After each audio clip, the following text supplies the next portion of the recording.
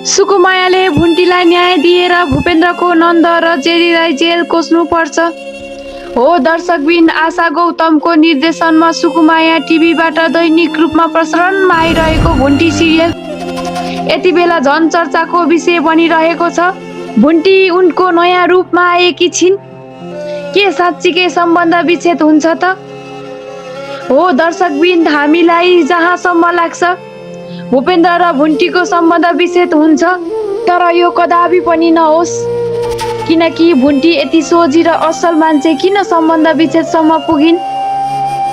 हो भुन्टीले बितेको दिनहरूमा भूपेन्द्रको घरमा धेरै दुःख भोगिन् र भूपेन्द्रको परिवारको पनि चोटहरू सहिन्, तर भूपेन्द्रले पनि दुःख दिन थाले।